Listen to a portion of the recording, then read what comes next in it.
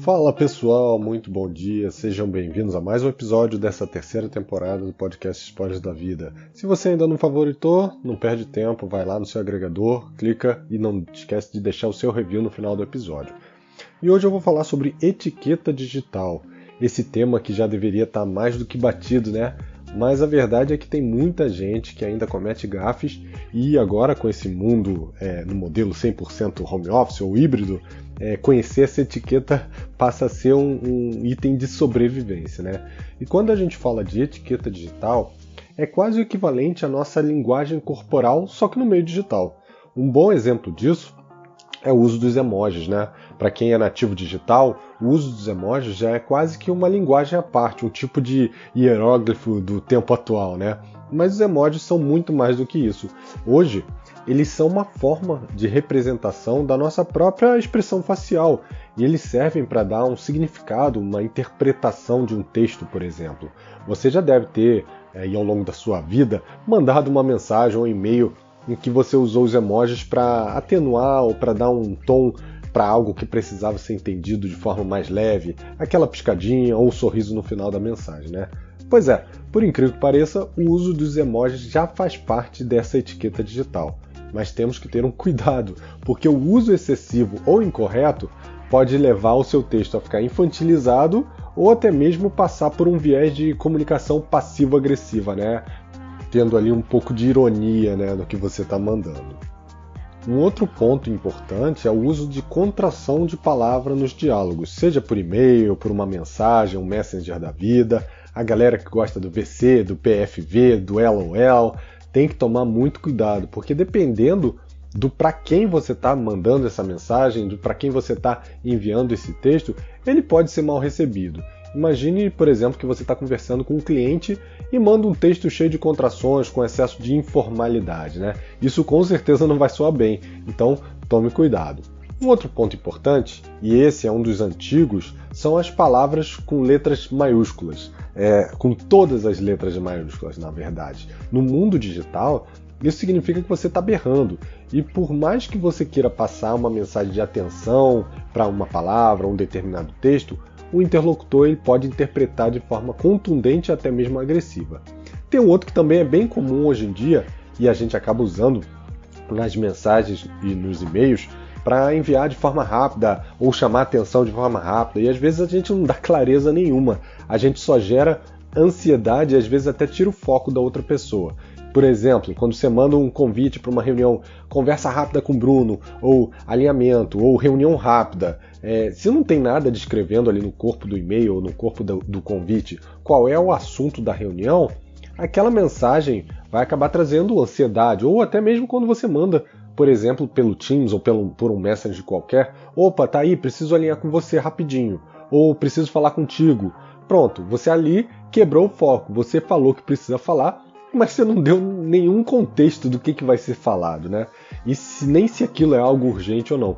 E tem muita gente que acaba mandando essas mensagens só para tirar aquele item do to-do, da lista do que ela tem para fazer.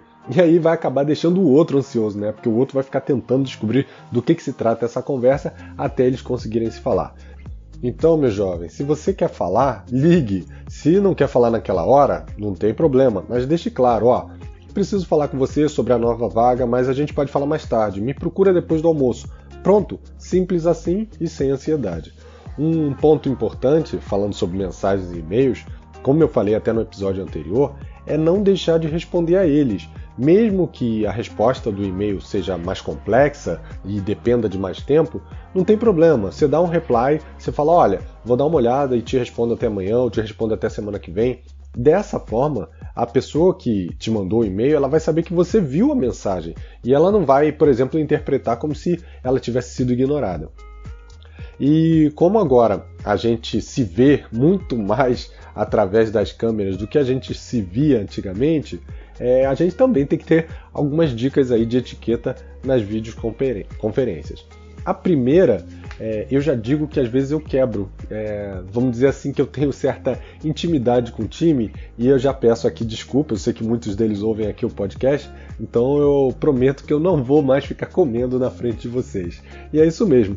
se alimentar na frente das câmeras não é bacana. Nada contra beber uma água, tomar um café, um chá, mas bater aquele prato de feijão com arroz ou comer um sanduíche, aí ultrapassa os limites. E eu, volta e meia, tô com meus lanchinhos ali, com meu biscoitinho, com meus sanduíches e conversando com a galera. Outra coisa, se você precisar, por exemplo, ir no banheiro ou se ausentar para abrir uma porta ou por alguns instantes, basta avisar. É claro que se você for ao banheiro você não vai dar detalhe, né? Mas fala, pessoal, eu preciso sair, volto daqui a 2 minutos, volto em 5 minutos, sem problema nenhum. Só não pode virar pra galera e falar, vou ali fazer o número 2 e já volto, que aí é muita intimidade e acreditem, tem gente que faz isso, tá bom? Se ficar com a câmera aberta, aí um outro ponto, que é uma boa prática, manter a câmera aberta, mas ele exige aí alguns cuidados, né? O primeiro deles em relação a como você se veste, para que você se vista adequadamente. Não nada de ficar sem camisa para os homens ou para as mulheres com aquela blusinha com decotão, né? E se o fundo estiver bagunçado, assim como praticamente o meu está sempre, não esquece de aplicar um fundo virtual ou minimamente desfocar, que aí o foco vai estar em você e não vai estar na bagunça que fica por trás. E para quem trabalha a maioria do tempo em casa e tem os filhos em casa, a esposa, a mãe, o papagaio, estabeleça regras, deixe claro o seu horário de trabalho, onde é que vai ser o seu ambiente de foco, para evitar que as pessoas te interrompam, para evitar que a esposa grite, acabou o papel, e você está ali no meio de uma reunião com um cliente novo.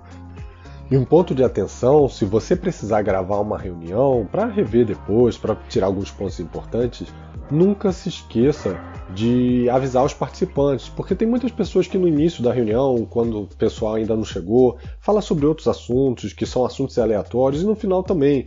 Às vezes as pessoas ficam um pouquinho mais para fazer um alinhamento, fechar alguns pontos, então avise, pessoal, estou começando a gravação e estou terminando a gravação aqui, tá bom?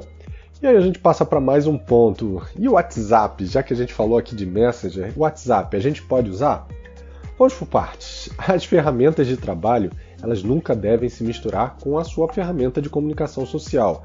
Então, se você usa, por exemplo, o WhatsApp para falar com os amigos, não use ele para trabalhar.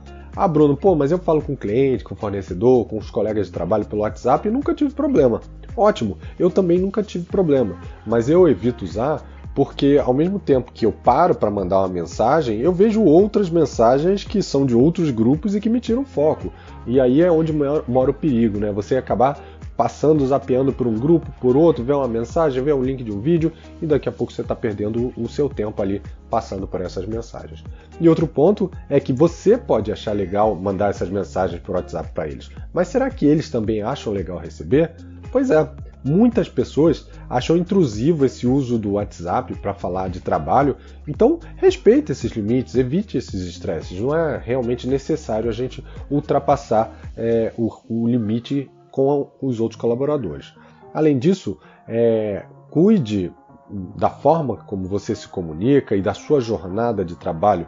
Muitas pessoas, e aí eu me incluo nesse grupo, tá? Acabam vendo e-mails, respondendo ou até marcando reuniões durante o final de semana, não para ocorrer no final de semana, mas eu pego no sábado, marco uma reunião para quarta-feira que vem.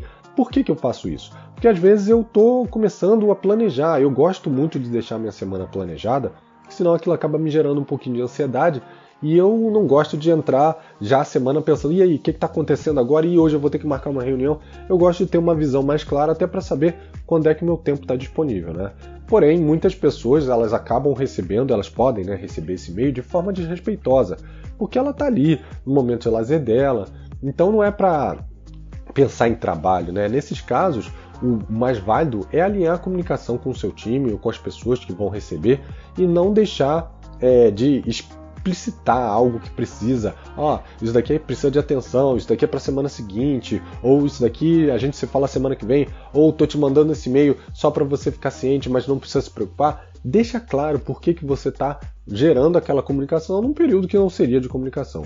E por fim, deve-se criar um respeito mútuo entre as pessoas e a empresa, né? Se a empresa estabelecer horário de expediente, ritos, esses devem ser seguidos. É claro, flexibilizando caso a caso, se houver necessidade, e o mesmo vale para o contrário. Se você tem sua rotina de ir para a academia, por exemplo, todo dia às 19 horas, depois do expediente, e um dia a empresa precisou que você estivesse ali, Saiba ser flexível, só não vai deixar que isso se torne uma rotina, né? Todos nós precisamos entender e respeitar os limites, obviamente sendo flexíveis e tendo bom senso. E esse foi o tema de hoje, pessoal, falando um pouquinho aí sobre etiqueta digital. Eu espero que vocês tenham gostado e a gente se vê semana que vem. Um abraço e até lá. Tchau, tchau.